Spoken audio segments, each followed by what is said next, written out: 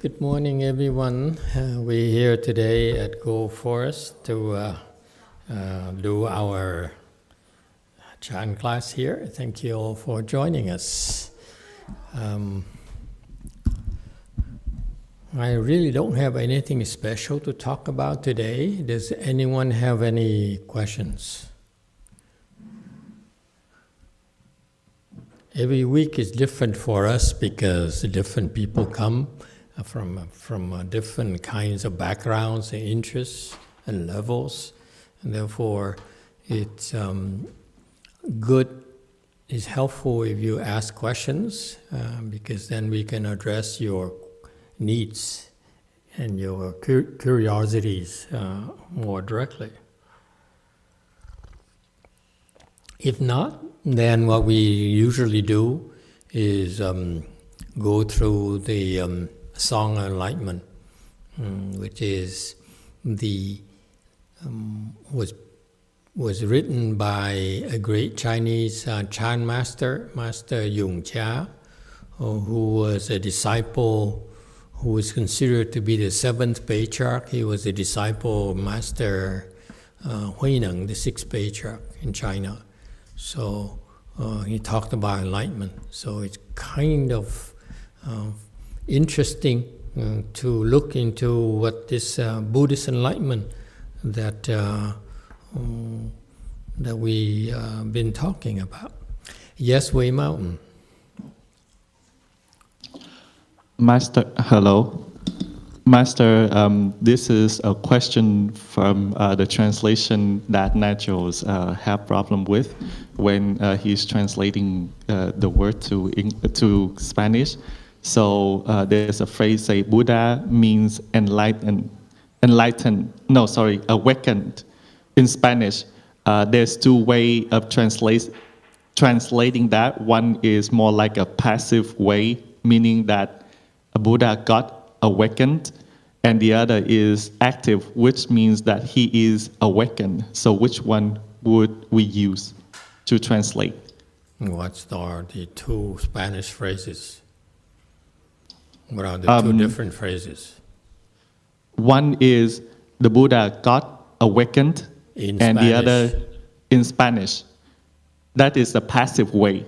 And the active way is Buddha is an awakened. What is the Spanish phrases?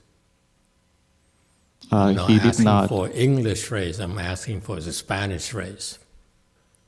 Oh, he did not. Sorry, he did not say Then I can't explicitly answer you. in Spanish. Okay, thank you, Because Master. your question I'll ask is him. not clear. I can't really understand the translation. If you give me the Spanish phrases, I might be able to understand it because Spanish is similar to French. It's Latin-based, so it's easier for me. Your translation from Spanish to English is necessarily helpful at all. Okay, thank you, Master. I'll ask him. Okay, so as I was saying, this is Chinese wisdom about Buddhist enlightenment. So we've been talking about this for over a year now, but we always leave the floor open for questions for everyone. So far we got to slide 103, and Master Yonghua talked about enlightenment, the state of enlightenment. So he basically says, my teacher certified me to be enlightened, which is a salient characteristic of Buddhism.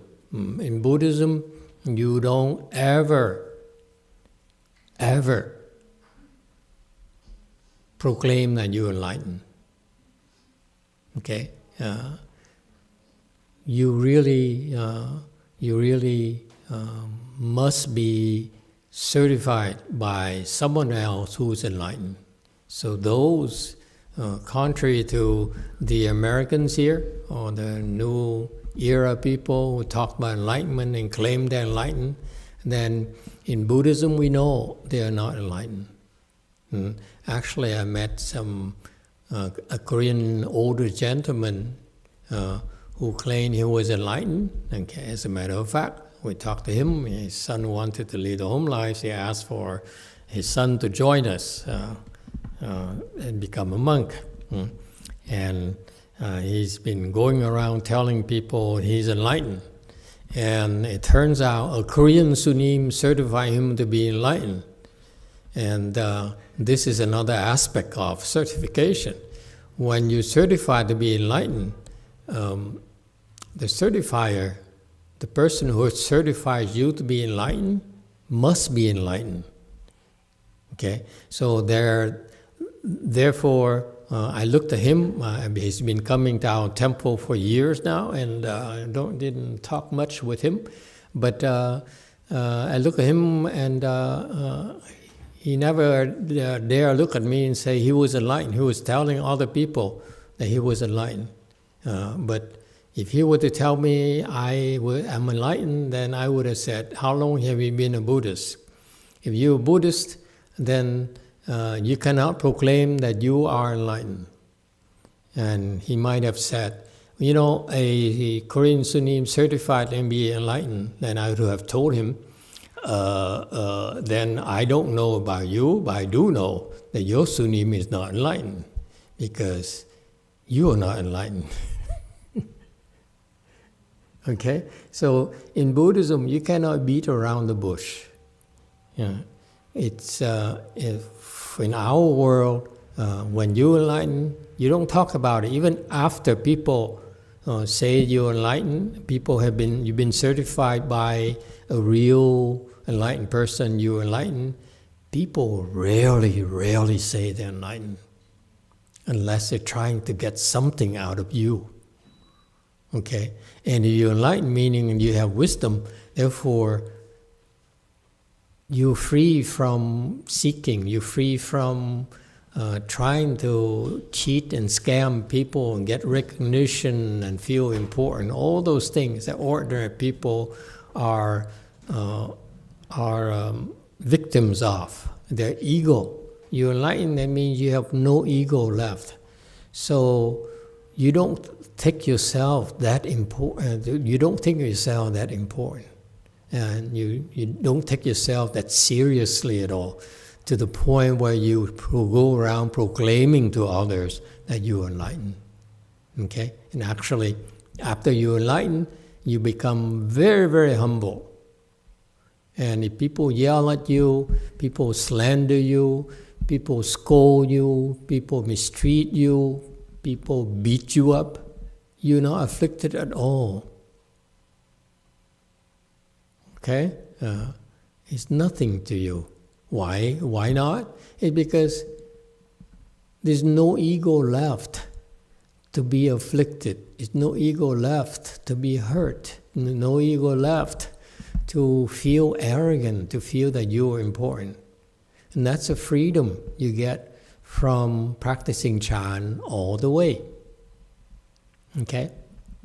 And so Master Yung Cha, this is the early days of Chinese Chan, and this is why it's a highly revered work. He's a very famous Chinese Chan monk in Asia, and people would study Song of Enlightenment.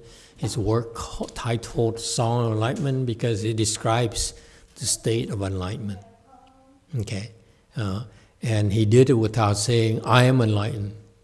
All he has to say that I came, learned from Master Huineng, the sixth patriarch, and he's my master, and so that's it. You see, contrary to Westerners who claim to be enlightened, the real enlightened people don't talk about themselves at all.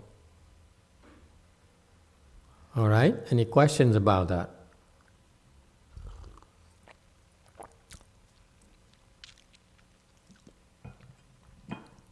And you will find your share of encountering people here in our Dharma ending age, where in this era where evil and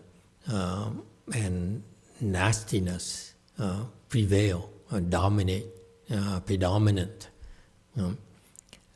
That plenty of people try to scam you, try to con you by claiming they're enlightened. Yes, Wei Mountain. Amitabha Master, on the topic of Arhat and enlightenment, I have a question. So recently I keep hearing somebody said, I guess a Dharma Master saying to the disciple, when you become enlightened, as soon as you certify 4th stage Arhat, you have to become a left home person. So I wonder what's the implication of that, and does that consider an offense? Because then it makes everybody believe that your 4th stage Arhat, you have to be a left home person. So if you're a lay person, it doesn't happen, I guess. So could you talk about that? Is that considered an offense? Could you explain to me your statement, everyone believes that thing, and is it an offense? What is an offense? Well, so I guess would that consider like an untrue statement? What is it? What is it? The claim that as soon as you get to 4th stage, you have to become a left home person. In other words, I will forgive you because you look Asian to me. You cannot speak English that way to me, okay, and expect me to give you a clear answer. Is it? You could have said, is that master correct? Oh, thank you, Master. You can't use it because you cause problems for me. In some bad days, and I'm really feeling very afflicted because I'm not enlightened. Absolutely not. I answer you wrong, and then I make a fool of myself. Okay, so rephrase the two sentences, please. So the Master who said, as soon as you certify 4th stage, you have to become a left home person because of Ingong, you have to receive offering. Is that Master making an offense? Is that, I guess? Okay, thank you for rephrasing it. What about the other one? I asked for clarification. What would the implication for the people, the other audience who's listening to that statement? How would that affect them? Okay, I will answer the second question about how would it affect them. I will give you a very clear answer. I have no idea. Thank you. I'm not there. I can't read the minds. How can I know how it's going to affect them? Okay. What about the master? Is he correct? I have no idea. I'm not beating around the bush, okay, because it's none of my business. Why should I comment about whether a monk is right or wrong? I can't care less. Whatever he wants, whether a monk or nun, we have some nuns here. We have more nuns here than monks, therefore, I don't know why, but anyway, that's a different story. Whatever that monk decided to tell his people is his business. It's none of our business. I'm gonna not comment on this sunim and that sunim and so forth until it affects my disciples, my students. Okay, who is he, by the way? Well, it was a nun, so I guess how would that affect me for listening to that? Does that cause me not to have a plant bad seed or something? Okay. Thank you. What kind of nationality is this nun? Is he Vietnamese, Chiu Chow, Chinese? Hong Kong. Hong Kong, Cantonese, Hong Kong people? Okay. Yeah. All right. And then let's keep her.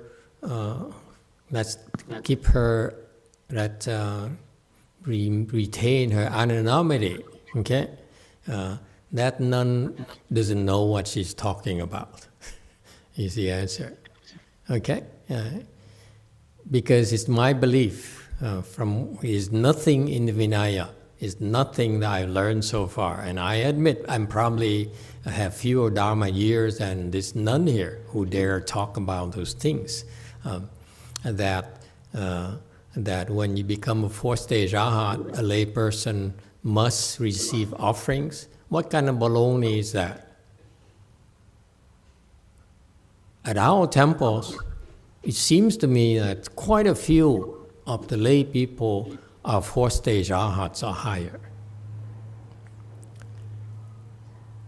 And they don't go around and demand to receive money or food or offerings from others, first of all, for some reason. And therefore, that statement is totally false. Who says that a fourth stage Arhat must receive offerings? It's probably come from the Cantonese that says "in gung," okay? Because fourth stage Arhat is someone who is worthy to receive offerings. It doesn't say that a fourth stage Arhat must receive offerings. That's why I think this Hong Kong nun here is probably a fake Hong Kong person who does not understand Chinese. Okay, because the Chinese teaching in the Buddhist scriptures, it says a fourth stage Arhat is worthy to receive offerings. In gong, okay, meaning is worthy to receive offerings. It doesn't mean he must receive offerings. Okay, so her interpretation is totally off. Yes, you have some clarifications that she's really an authentic Hong Kong person. She has two masters watching her, and her age is probably around the same age, Dharma age as you, master. But then she's a punk. I am not old enough to be talking about these things. She also made a case, which I'm a little bit confused. She made a case saying that, the only lay person who's a fourth stage Arhat and not become a left home person was Buddha's father, because he was about to die after he certified fourth stage Arhat. So he didn't have time to become a monk. And I'm not sure how to understand that. Thank you. No, that's correct. It's true. The Buddha's dad, not D-E-A-D, but D-A-D. He's dead. His dad is dead.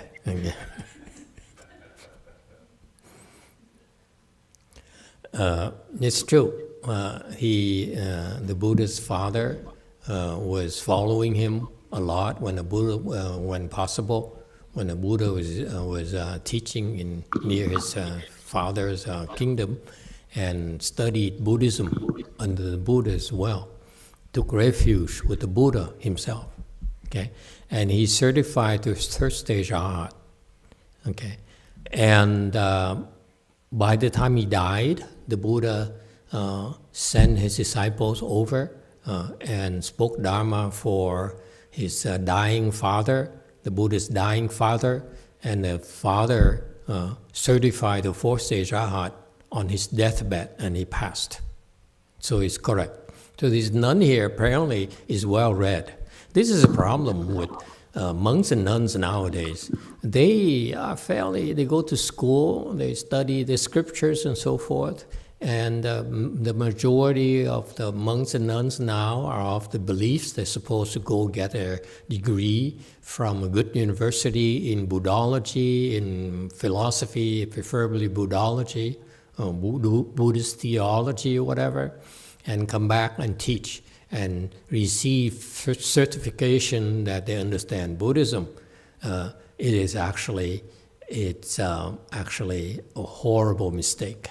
Even my own master, Master thichvinhhoausa, encouraged and funded his monk disciples and nun disciples for going to universities, get a degree in Buddhology. Okay, I knew a couple of them, couple of monks. One got a PhD from Buddhology in Wisconsin, which is #1 Buddhology department. Here in the U.S., they're very well known, and the other is Buddhology from, I think, some small school, university, close to Berkeley, around Berkeley. And so those are the people I talked to. And I was shocked because these people actually are enlightened.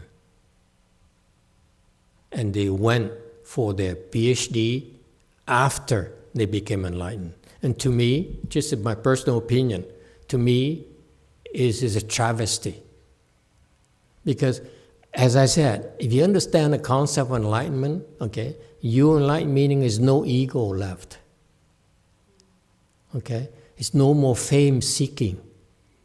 How would they allow themselves to seek certification from, I apologize, from a bunch of professors who are not enlightened? That piece of paper, a diploma there that you put on the wall is totally worthless to us Chan professionals. It's zero. I'm not impressed. I'm personally not impressed at all. So for me, for these two monks who are enlightened already, to spend years of their lives going for PhD in Buddhology so that they can put it there, I master so-and-so, PhD, and so forth, it's nonsense. To me, I would never pay for it. You monks and nuns are welcome to go do it. It's your life. But I would never pay for it. Never. I'd rather buy some ice cream. To me, it's much more rewarding, much more meaningful to use the ice cream, that money to buy ice cream for all of you for the entire year. All of you today, present today, including the boys. Sounds good, huh, boy?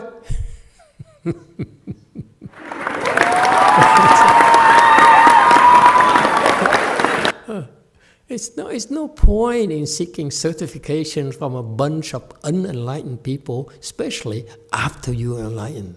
To me, it's shocking. And what's more shocking is that my own Chinese master encouraged it. So now, we're telling the other monks and nuns it's okay to get certified, get a PhD from a university to be recognized as an expert in Buddhism. That's nonsense to me. The Buddha's disciples never had to go for a PhD. And I would venture to say, because I'm not the Buddha, he, the Buddha, but he would never pay for the PhD either. You pay yourself. You get your mother and father to pay for it. I'm not paying. Because it's a scam.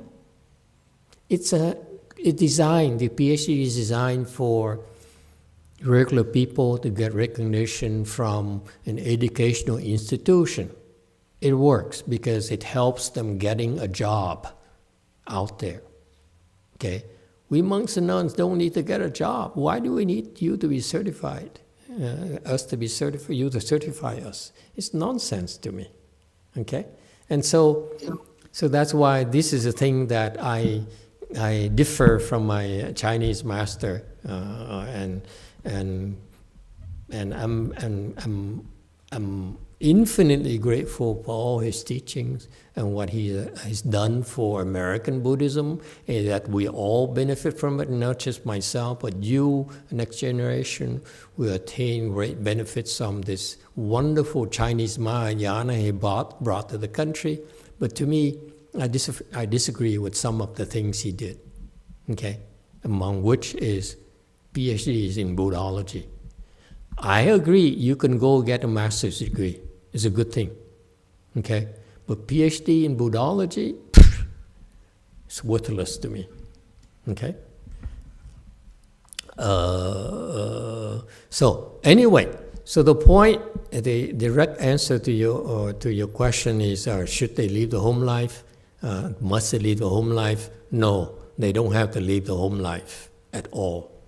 Okay, why not? Since when Buddha forces you to practice Chan so that you become a forced arahat, and then you feel forced, you feel compelled to become a monk. It's called entrapment.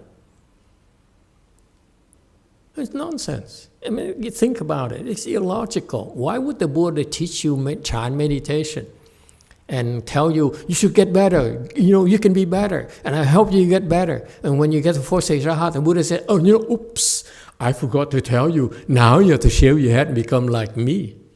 I would walk out, I would say, Buddha, you are a scammer. I'm too Americanized. Okay? No way. Absolutely not.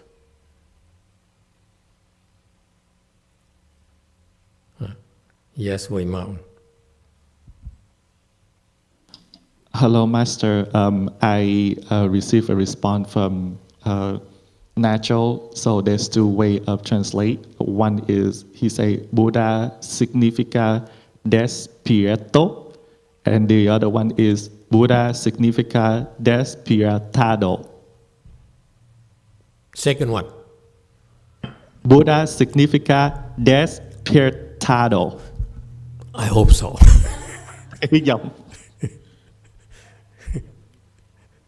Master, so which one would be appropriate in this situation to translate? One or two? I choose two. Yes, thank you, Master. There you go. Good luck to you. Next. DTT. Yes. Master. What? You were here last night. I'm free. No attachment. Okay. Sorry. I didn't mean to make demands on you. Yes, you're a free spirit. Master, Still easily afflicted free spirit.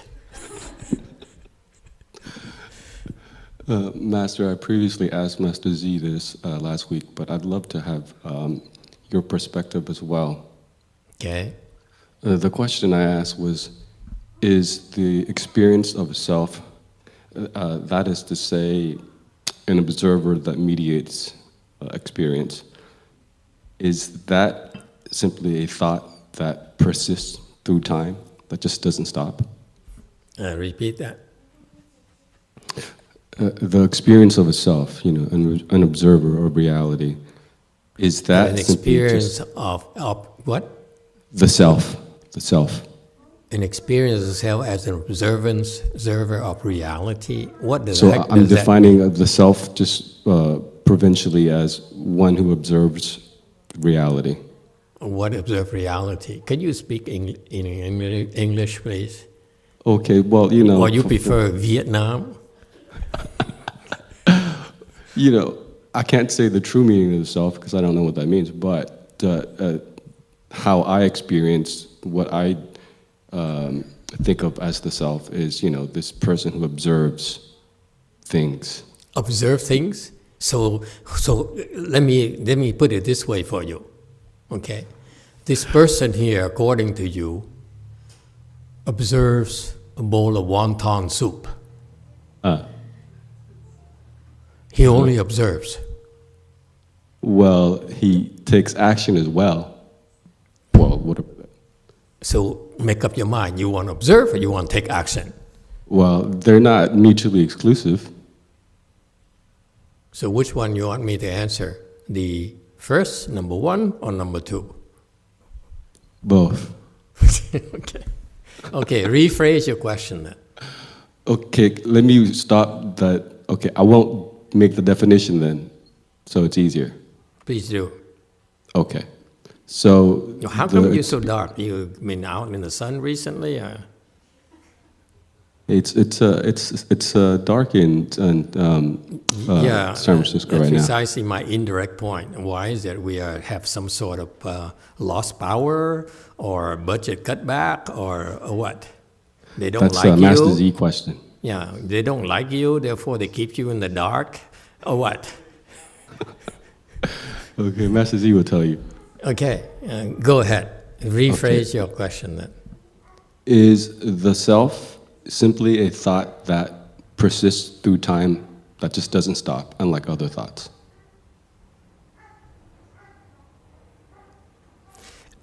I love it when people ask me about the self. It's amazing, amazing how people in the world talk about me, I, me, that kind of thing. And then we ask them about, so what is yourself? What are you? And they have no idea. They talk like him. It's an observer of reality. And then he added, but then I also like to taste wonton noodle soup as well. Okay? So, and then you talk to Carl Jung, or not that one over there, Carl Jung or Freud and so forth, and ask them about what's ID, what's ego, and so forth. They even give you even more confused answers. Okay? So, you see, this is where you need to turn back to Buddhism. Okay, folks, when it comes to ego, talk about the self, only the Buddhists are the authority on this. Okay? I'm trying to convince the world that's the case, and no one listens to me anyway. No one believes me anyway. But the point here is that the Buddhist spiritual practice is centered around freeing you from your ego. Okay? Your ego, why do we try to help you do that? Is because the ego is the sole source of all your suffering, as well as all your happiness. If you allow your ego to grow and grow and grow like ordinary people, your life becomes more stressful. Your life, you will become increasingly unhappy.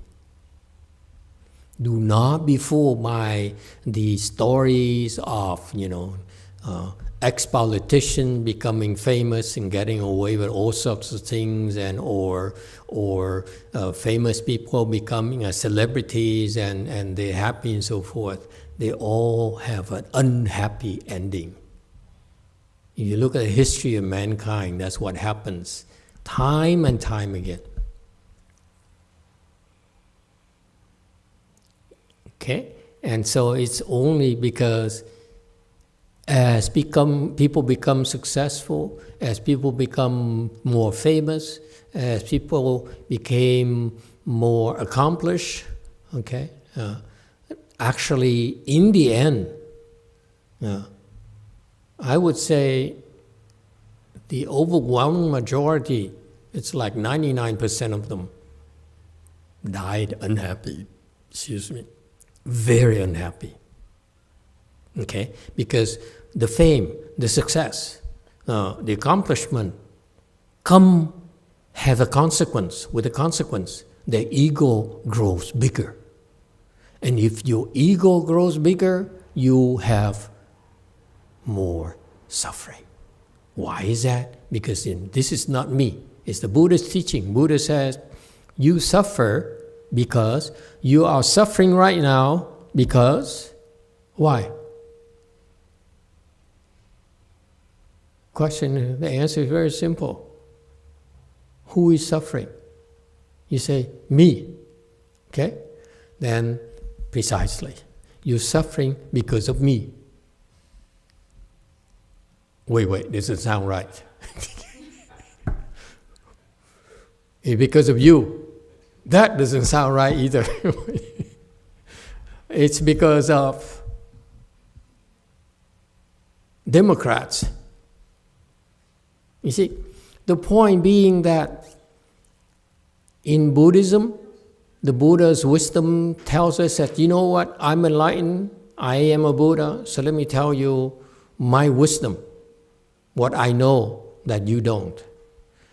The reason you have any suffering at all is because of your ego. Case in point, ask yourself, when you suffer, ask yourself, who is suffering? And your answer is me. I mean you. I mean me and you and us. Okay? And that's the proof right there. Because there's still an ego there who feels suffering. Does it help?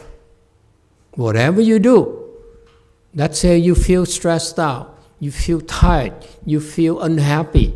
What do? You're unhappy, yeah? You're suffering, yeah? So what do?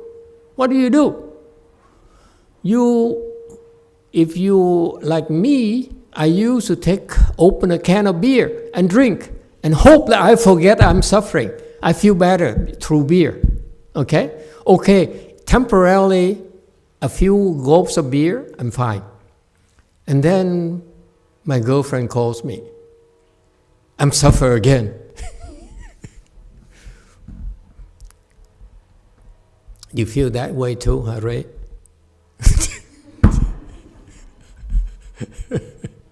Okay, my point being that, bottom line, we are suffering because there's someone, there's an ego, there's a person who feels suffering. If you take out the ego from the equation, the question is, who's suffering? And you say, oh, I am suffering. In Buddhism, we're very practical. In Buddhism, when we suffer, and someone asks me, and you complain to your neighbor, say, I'm really suffering. I hate it. I'm really hurting. I'm feeling so bad. I feel so depressed. Anyone? Sound familiar? Huh? I speak from experience. Okay? Okay? We ask, when you say that, okay, the question posed to you should be, who's suffering? You say, I'm suffering, me, I'm suffering. Then, the best way to deal with your suffering is what? It's not a beer, it's not a glass of wine, it's not a new washer and dryer, it's not vacation, which, although it helps a little bit, okay? But it's not a long-term solution. It's only temporary band-aids. The wound is still there. You're only covering it up. All right? So that's what worldly people do. They're suffering, they're unhappy. So they find a temporary fix. You know? The Koreans like to do that. When they talk to you, it reminds me of something the Americans here do. So, my point is that worldly people, when they are not happy, they're suffering, they only know of temporary fixes. And that's why they only distract themselves for a while, and when they still have to go back to their suffering. They can't fix it. They're only distracting themselves. That's how people in the world live. That's all we know. In Buddhism, you practice chant, you follow the Buddha's teaching. It's designed to help you eliminate your ego, so that here's what happens to us. I don't know you're interested. It's a Buddhist thing. Are you Buddhist? If you're not Buddhist, I'm not going to tell you.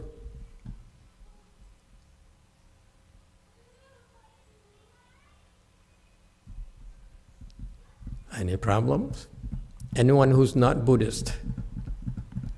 Chung, are you Buddhist? He's Buddhist, okay. The rest of you, anyone who's not Buddhist should... Your boy, he's a Buddhist? He's not Buddhist, right? What? Took refuge? He doesn't look Buddhist at all. Anyway, here's what we Buddhists do. Why you look at me, boy? Are you Buddhist? You feel Buddhist? He disagrees with me. Anyway, here's what the Buddhists do. The Buddhists, by the way, also feel their suffering. Agree? Yeah? We Buddhists suffer too. Nothing new. Okay? But when we suffer, okay, when we realize we're suffering, because most people, by the way, they've been living in suffering for so long, they don't see suffering as suffering anymore. There's nothing wrong with it. Okay? That's just the way it is. You're so used to suffering. For example, so used to having your wife yell at you, that when she yells at you, you no longer suffer. Is that trying you? No longer suffer. Look at him. See? Look at him. Is he suffering? Look at him. His wife has been yelling at him for as long as I know him, like over 24 years. Okay? 20 years. 19, 20 years. Okay? And he still always has the same smile as 20 years ago. Okay, so we Buddhists, when we suffer, okay, and we said, you know, I don't want to suffer anymore. Anyone? You, right? That's why you're here, right? Now I'm talking about something that interests her. And that friend of hers as well, because they said, you know, we're suffering enough. Let's find something. Okay. Everyone suffers. That's life in a Saha world. We suffer. Okay? It's no point in denying it. Okay? But in Buddhism, when we suffer, we say, I'm suffering. Okay? And now the Buddhists, through Chan training, okay, this is the purpose of Chan. Now they have a choice. They said, do I want to continue to suffer because I love my wife so that I want her to make me suffer because it helps provide relief to her? You know what I mean? You a woman, you know what I mean? You know, you have so much pressure here, you're going crazy. So beating up on your husband is a lot safer than beating up on anyone else. When you beat up on someone, you know, ask the woman behind you. You know, you feel relief. Not true? Not true? You don't beat up on your husband? Okay. Well, how about men? Okay, we shouldn't joke about these things. The Westerners are very sensitive about this. Okay. The point being is that when we suffer, okay, ordinarily we said, I'm suffering. Should I continue to suffer? This is what the Buddhists do. When I want to spell it out for you. The Buddhists who have wisdom, who practice Chan, Chan gives you the skills and wisdom to decide for yourself. When you suffer, you know I'm suffering. Then you ask yourself, do I want to continue or do I want to stop? Worldly people, when they asked, they said, oh, I'm suffering so much, I want to stop. Okay? They don't know how to stop. They only know, as I told you earlier, how to distract themselves. Distracting yourself is not stopping the suffering. It's actually adding to your suffering, ultimately. Okay? So far, so good? So ordinary people, worldly people, do not know how to stop their suffering. I'm not talking like the Buddhists who say, I'm going to end my suffering. To me, that's baloney. I'm not really a real Buddhist, you know. So you and I are the same. Okay? Okay? The Buddhist says, do I want to continue suffering or do I want to stop it? Okay? If the choice is number one, I want to continue suffering because it helps my son, because it helps my mother, because it helps my father, because it helps my boss, because it helps my children, okay? It helps the future generation. I will suffer for them, okay? It's a personal choice. Then you continue to suffer. Nothing wrong with that, okay? However, choice number two, you said, I don't want to suffer anymore. This is enough, okay? That's when you got a new girlfriend. I mean, she finds it funny. The Buddhist has a choice. Number two, he says, I want to stop this suffering. Cold turkey. No more suffering, not a distraction. I want this suffering to end. Interested? The Buddhists do that by using their training. Okay? I give you a case in point. When I met that old man over there, he's very old. He looks young, actually he's very old. Right there to your left. Go take a look at him. He hasn't changed for the last 20 years. He looks the same as 20 years ago, except he gained about 10 pounds. Correct? You were thinner back then. Your wife fattened you up. Okay? You ask him, 20 years ago, are you suffering? He said, yeah, I'm suffering. If you ask him now, are you suffering? He says, yes, I'm suffering. But then you ask him, is it by choice or is it you, what's the difference? He says, I'm suffering right now because by choice. Because he can choose not to suffer. That's why he's still smiling. The smile now is a true smile. Before he's a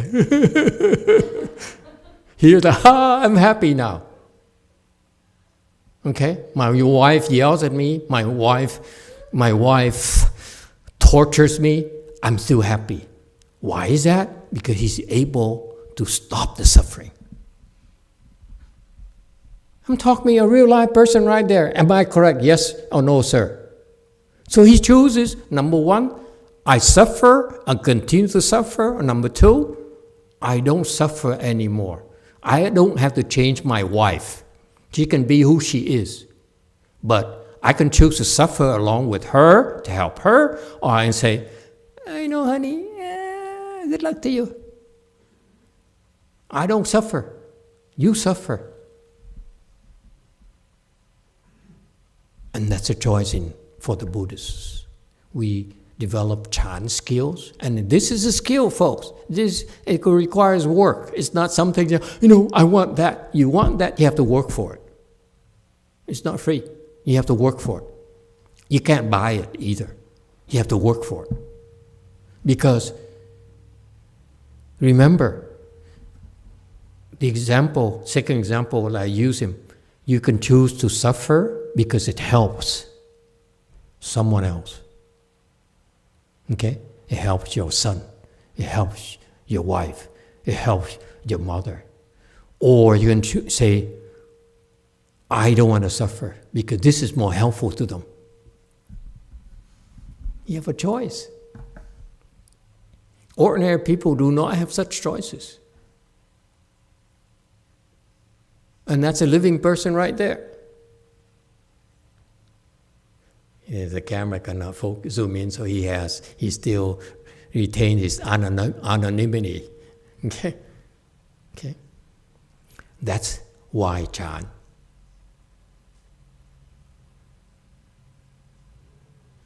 Okay? Chan is you choose to suffer because it helps, or you choose not to suffer anymore because it helps. It's your choice. Okay? And the reason that how you choose not to suffer anymore is because you squash your ego.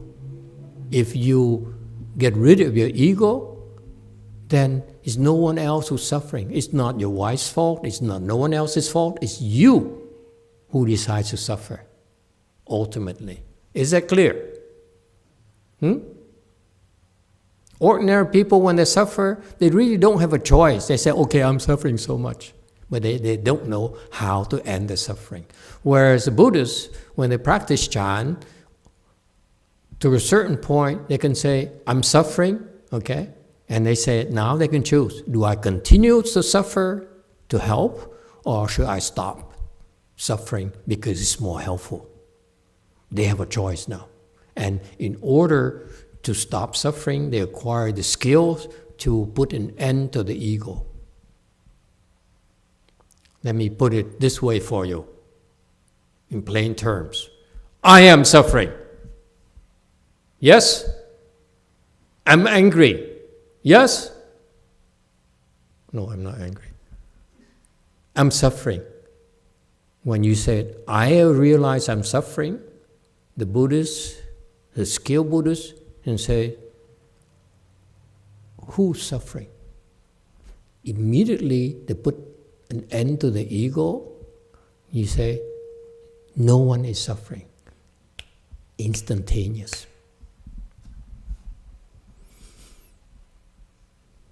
That's a Chan skill.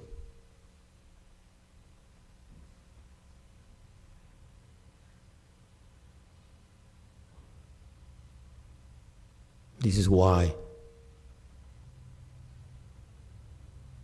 we go to the Chan training. This is why our Buddha came to our world, to teach us a skill so that more of us have choices to suffer or stop the suffering instantaneously. It's a matter of choice. This is very Buddhist. It's not like that Hong Kong Buddhist nun who claims that once you reach that level, okay, then you must do this, you must do that. That's totally baloney. Buddhism is freedom of choice.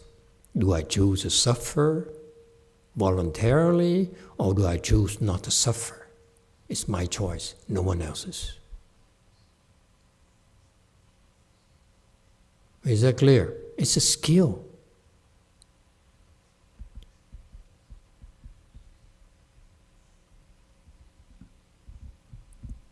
Questions and comments?